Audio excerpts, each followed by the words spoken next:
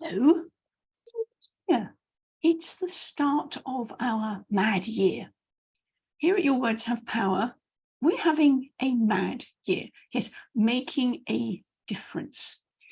How are we going to make a difference in the lives of our audience? And that's the question that I'm going to pose week in, week out throughout the year. I trust that you're going to come along on a journey with me, because there will be, obviously, training alongside this, things that we're going to talk about. And I'm going to invite you to think things through. I'm going to be sharing with you quite a lot of information. And I also would invite you to consider a little bit of extra work. How we're going to work on this together this year. But let's start off the year by storytelling. You know, that once upon a time gets you into that lulled sense of security. From an evolutionary perspective, what was the earliest thing that you would have heard? Stories. As soon as fire was invented, created, harnessed, people sat round the fire. And even now, you put people around a fire, I can guarantee you within 5 minutes, people will start telling stories. They'll start yarning, as they say here in Australia. It was the way that things were passed down from generation to generation before there was writing. There was the oral history that was so important, and it was told through story. So what's that got to do with modern day speakers? A lot.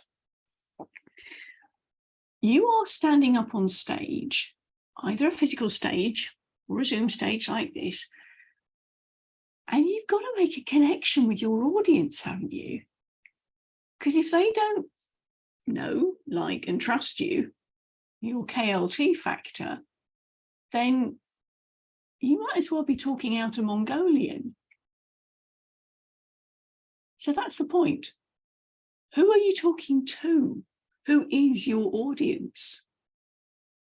Because when you know who they are, and we talk about speaking to one person in particular, you've worked out the demographic.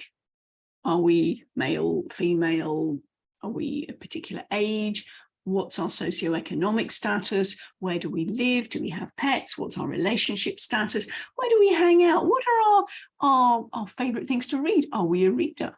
Are we somebody who likes podcasts? Are we somebody who watches movies? All of those little things. And then you can think about, what are their beliefs? What are those internal scripts that they are running? And my invitation to you is to think about your own scripts at this point. You may have worked through some stuff, but where were you? Because chances are your ideal client is you a few years ago. What are those beliefs that they're holding on to, consciously or unconsciously? That is where you are aiming your story. Now, if you are in an audience, you have an audience and you've got the opportunity for feedback, you've got the opportunity for interaction. I'm sure a lot of you have experienced this. Who here has show of hands? And you get a bit of interaction. That's one way of doing it. If you know you're speaking to a group of animal lovers, I've seriously just come off a podcast recording with the lovely Annie Burke, and she talks to and about animals. So her ideal audience are all animal lovers. So the stories that she tells will be about, guess what? Animals. What is there something that you have in common with your ideal audience? Tell stories about that. very often we feel, oh, so many other people are talking about the same subject as we are. Why would anyone listen to me? Careful on that one. If there are other people talking about the same thing, I can guarantee you that your version of it will be slightly different. You'll have your own twist on it, your own flavor, if you will. It's not all going to be vanilla. Some people have sprinkles on theirs, others have chopped nuts, others have dried fruit. So your version is just as credible, just as relevant to your ideal audience as anybody else's. So let's put that not so helpful script to one side. How are you going to connect with your audience? Knowability, likability, trustability. One of the things you can do is thinking about the 4 trust questions that my good friend Jenny Vaz devised. The first one is, are they like me? Now, again, going back to identifying exactly who your ideal person is, and talk about things that you will have in common, the stories that you tell to illustrate your points will include characters who are pretty much the same as the person that you're talking to. People in your audience can then relate. Yeah, she's talking about people like me. What about knowability, likability? Because the thing is, as Simon Sinek said, people don't buy what you do as much as they buy why you do it, the person behind. And so that's part of your story as you're telling people what you do and why you do it, because your purpose, your why, is super important for people to connect with. So what is your connection to your audience? Can you explain it in a way that's going to make sense to them?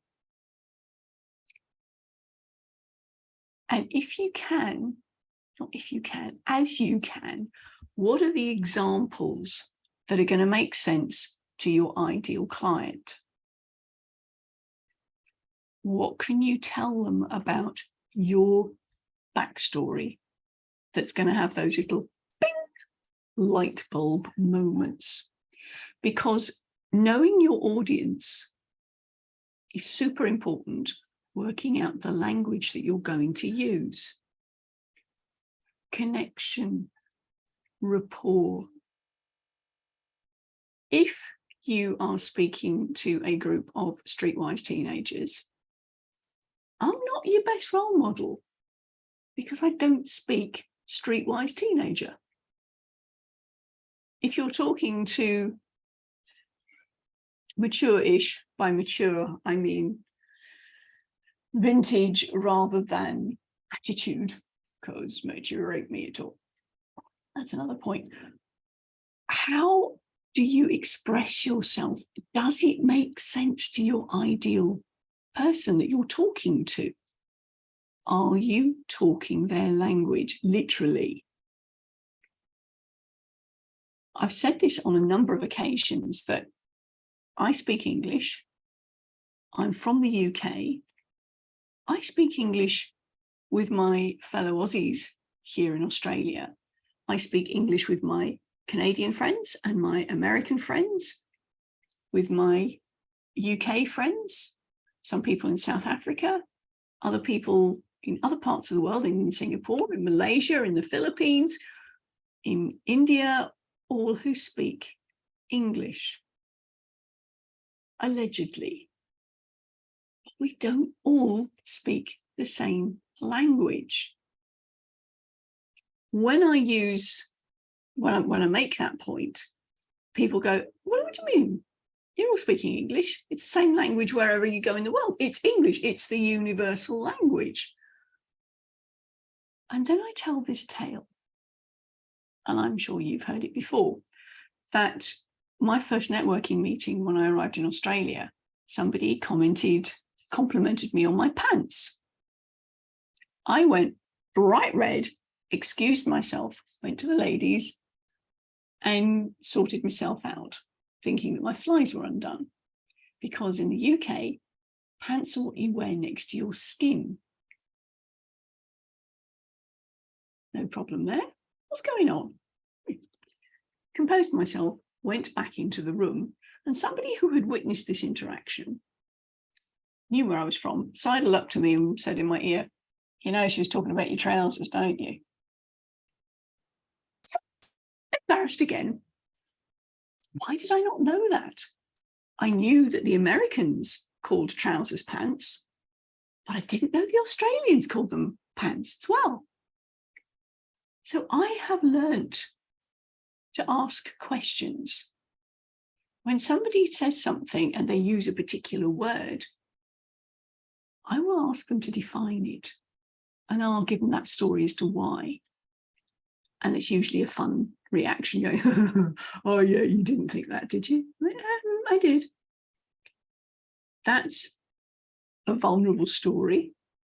It's a humorous story, and it illustrates a point, and is a point of rapport, a point of connection. When I tell that story, people can see that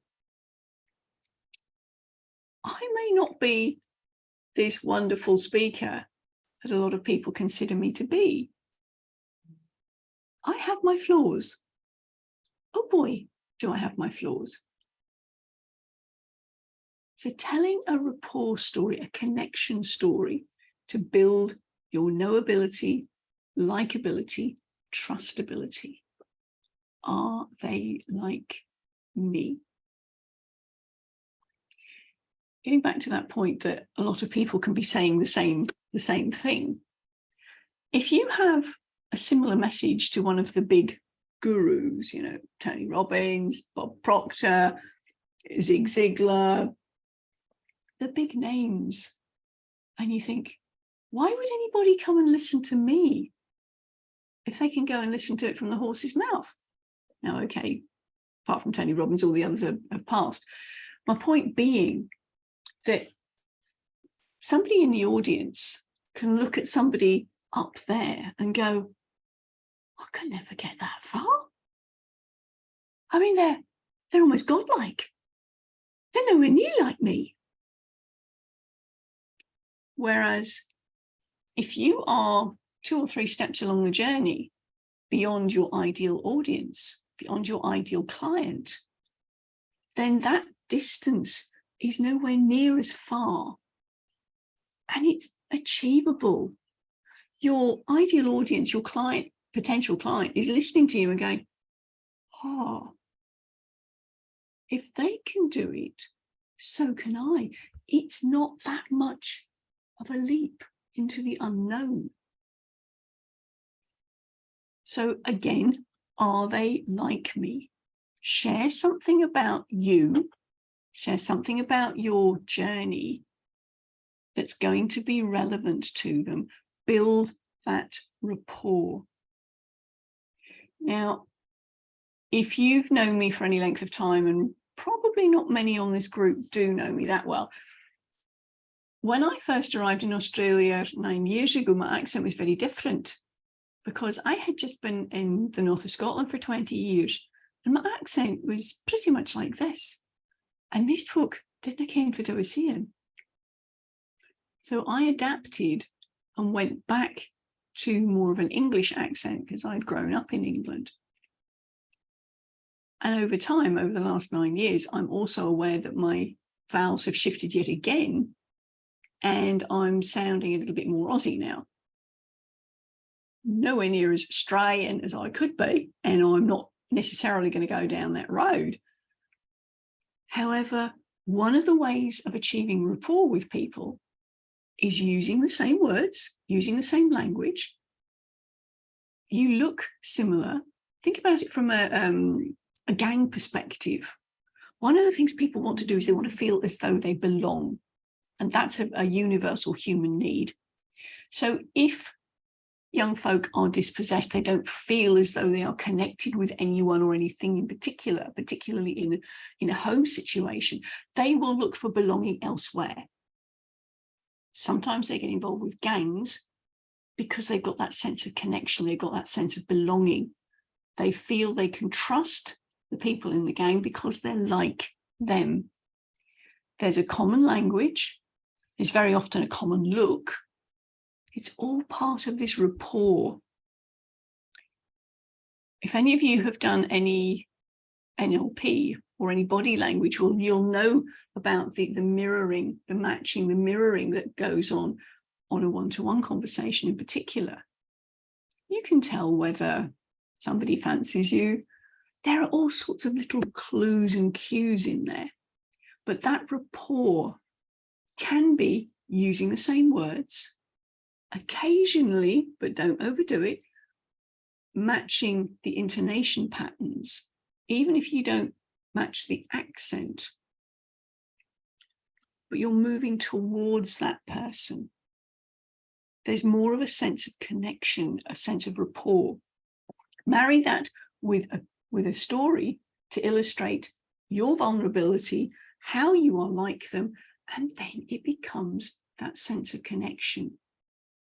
Suddenly, your likability, your knowability, and your trustability have gone up. Once you have that connection with somebody, they are prepared to listen to what you've got to say. Because initially they're going to be, what's this about? There's going to be that level of skepticism, particularly if they perceive this is going to be something that may have to change their ideas on something, possibly buy something from you. They may well be skeptical. So that initial rapport building is very important. So know your people. Know the language you're going to use as a result. Where do your people hang out? That's where you're going to plan where you're going to be speaking. And that's where you're going to promote your message. One of the things we did last year was we put out a survey as to what people wanted, what their plans were, what their goals were for 2023.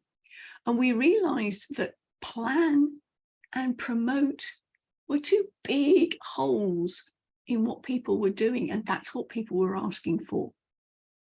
So when you can tie in the people that you're speaking to, the language, around their pain, around what they're after, you can then think about, where am I planning to speak about this? What are the stages I need to be on? What are the stages my message needs to be heard? Because don't forget, I've said many a time, it's not about you. You are the Uber driver carrying your very important passenger message to the appropriate stage. So this year, we are going to do a lot of focusing on how you're going to plan and promote where you share your message. So today, we've thought about a connection story, a rapport story, and where does that message need to go so you know how you're going to develop that rapport. What are the stories that you're going to tell that are going to be relevant for that particular audience? If you want to know more about this, message me below and let's have a deeper conversation and let's make a difference in 2023. On paper, as well as from stage, because we have the opportunity this year of running multi-author books, where you can get a 3,000 word chapter, which is equivalent to about 20 minutes talk time, around a story, a connection story that gives the details of one area of your life which has led into your work. I'm going to pop the information in the chat afterwards. but let's make a difference in 2023 because your words really do have power. That's all for today. Bye from me.